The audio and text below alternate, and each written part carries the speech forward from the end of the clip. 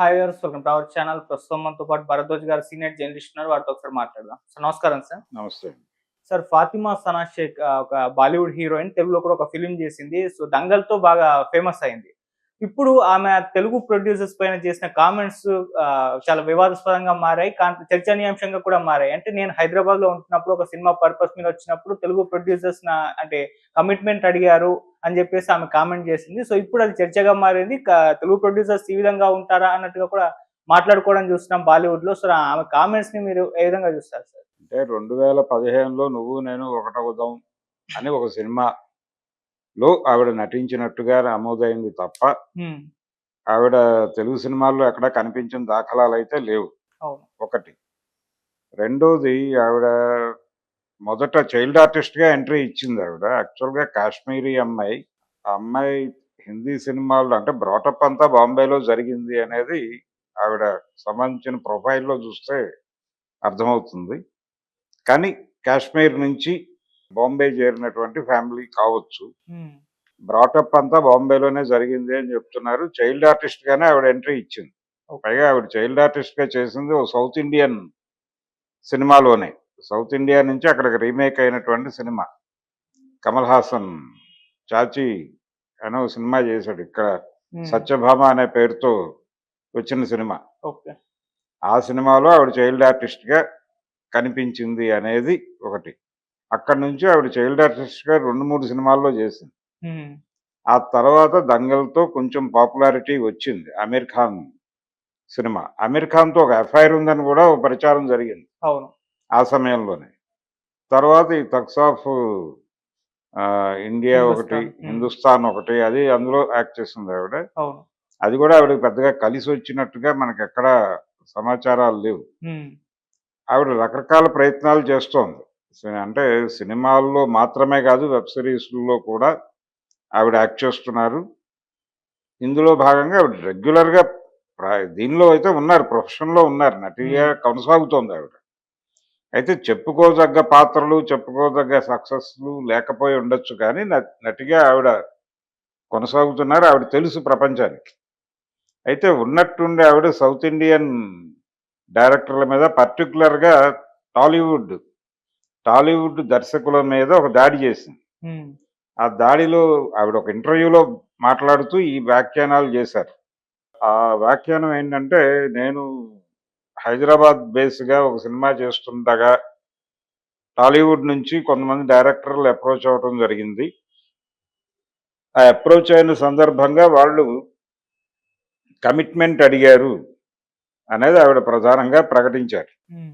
ఈ కమిట్మెంట్ అనే మాటకి ఒరిజినల్ తెలుగు అర్థం ఏంటంటే నిబద్ధత అని. ఓకే. దీన్ని ఇంకొక సెన్స్‌లో వాడేస్తున్నారు. ఇది ఒక ఇబ్బందికరమైనటువంటి పరిస్థితి అయితే, భాషాపరమైన ఇబ్బంది అయితే, ఈ కమిట్మెంట్ అడిగారు అనేది మనం చాలా కాలంగా చూస్తున్నాం. మీ టూ అనేటువంటి ఒక ఉద్యమం కొంచెం తెలుగు సినిమా ఇండస్ట్రీని కూడా తాకి ఇబ్బంది పెట్టినటువంటి ఒక సందర్భం చూసాం మనం. హ్మ్. కానీ ఇలాంటి ఎలిగేషన్స్ పెట్టినప్పుడు, ఈ ఎలిగేషన్స్‌కి సంబంధించినటువంటి ప్రాథమికమైనటువంటి సమాచారం ముందుగా ఎందుకు ఇవ్వలేదు అనే ప్రశ్న రైజ్ అవుతుంది. మీరు ఆ రోజునే దర్శకుల సంఘానికో, లేకపోతే మూవీ ఆర్టిస్ట్ అసోసియేషన్‌కో ఒక మాట చెప్పుండాలి గదా! మీరు ఆ రోజున ఎప్పుడూ మాట్లాడలేదు. ఇంతకాలం మాట్లాడలేదు. పైగా ఆవిడ ప్రెజెన్స్ ఎప్పుడుందిక్కడ? దాదాపు 9 సంవత్సరాల క్రితం. హ్మ్. 9 కాదు, ఇంకా ఎక్కువే అయ్యుండొచ్చు. 10 ఏళ్ళు అనుకుందాం. ఈ 10 ఏళ్ల క్రితం జరిగిన ఇన్సిడెంట్ గురించి ఇప్పుడు మీరెందుకు ప్రపంచానికి తెలియజేసే ప్రయత్నం చేస్తున్నారు? ఈ లోపల మీరు దీనికి సంబంధించి ఎవరికైనా చెప్పారా? సమాచారం ఇచ్చారా? ఎక్కడైనా కంప్లెయింట్ లాంచ్ చేశారా? మీరు పోరాటం కూడా చేయాలి కదా! కంప్లెయింట్ ఎవరో అడిగారు నన్ను అంటే, ఎవరు అడిగారో క్లారిటీ ఉండాలి కదా! లేకుండా మీరు ప్రముఖంగా ప్రస్తావించారు. సౌత్ ఇండియన్, పర్టిక్యులర్‌గా టాలీవుడ్ ఆఫర్‌లు రావాలంటే అంత ఈజీ కాదు అని మీరు మాట్లాడేసినప్పుడు, హ్మ్.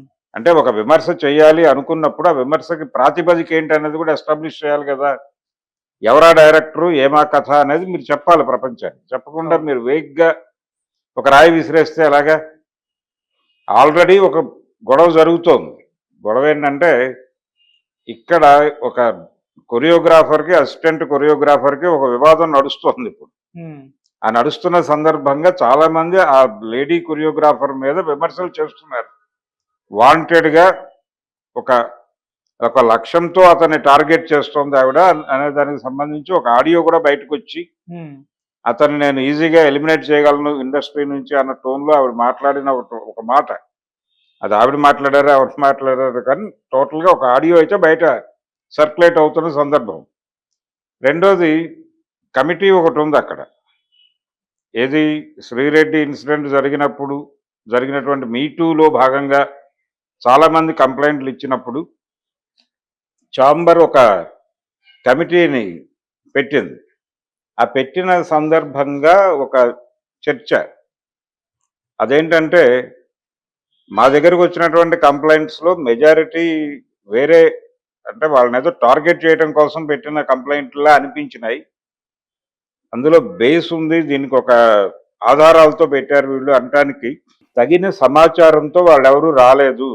అంటే విశ్వసనీయత అనే విషయంలో కొంత లోపాలు ఉన్నాయి వాళ్ళు పెట్టినటువంటి కంప్లైంట్స్లో. అందుకని మేము వాటన్నిటిని పక్కకి దోస్తాం. అంతే తప్ప అది కోర్టుకు కూడా వెళ్ళింది. కోర్టు ఈ రిపోర్ట్ అడిగింది. రిపోర్ట్ ఇవ్వడంలో ఎందుకు డిలే అయింది అని ఒక ప్రశ్న నడిచింది. ఈ వివాదాలన్నీ నడుస్తున్నాయి ఇక్కడ. నడుస్తుండగా ఆల్రెడీ ప్రధానమైనటువంటి ఇదేంటంటే, ఈ ఎలిగేషన్స్ పెడుతున్నటువంటి ఆడపిల్లలు ఉమ్, వాళ్ళు ఏదో లక్ష్యంతో పెడుతున్నారు కాబట్టి ఇలాంటివి ఉండాల్సిన అవసరం లేదు అనే దిశగా దీన్ని డ్రైవ్ చేసుకుంటూ వెళ్ళిపోతున్నారు. ఓకే. ఇలాంటివి లేవా అంటే ఉన్నాయి, ఇలా అడిగేవాళ్ళు ఉన్నారు, లేరని ఎవడూ అంటలేదు. ఉమ్, కానీ కరెక్ట్ ఆధారాలతో ఇద్దరు ముగ్గురిని గనక కార్నర్ చేయగలిగితే, పట్టుకొని ప్రపంచం ముందు నుంచోబెట్టగలిగితే ఉమ్, దానివల్ల ప్రయోజనం ఉంటుంది. అవకాశం ఉన్నప్పుడు వినియోగించుకోవడానికి ఎందుకు? ఇలాగే ఎస్సీ ఎస్టీ అట్రాసిటీస్ యాక్ట్కి సంబంధించి కూడా అది మిస్యూజ్ అవుతోంది.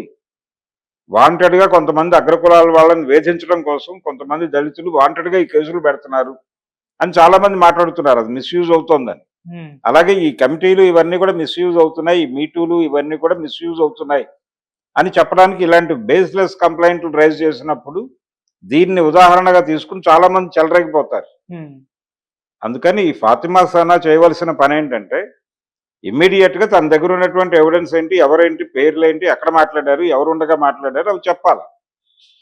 అవి చెప్పే స్ట్రైట్ అవే కమిట్ చేయించేసి తీసుకెళ్లి కోర్టులో హాజరుపరచడం, లేదు పోలీసులతో అరెస్ట్ చేయించడము, ఏదో ఒక కార్యక్రమం జరగాలి. అలా కాకుండా వేగ్గా విమర్శలు చేయటం అనేది వాళ్ళ లక్ష్యానికే విరుద్ధంగా పనిచేస్తుంది. అది ఓకే. వాళ్ళ లక్ష్యం ఏమిటి, ఇలాంటి పరిస్థితి కళారంగంలో ఉండకూడదు అనేది నీ లక్ష్యం అయి ఉంటే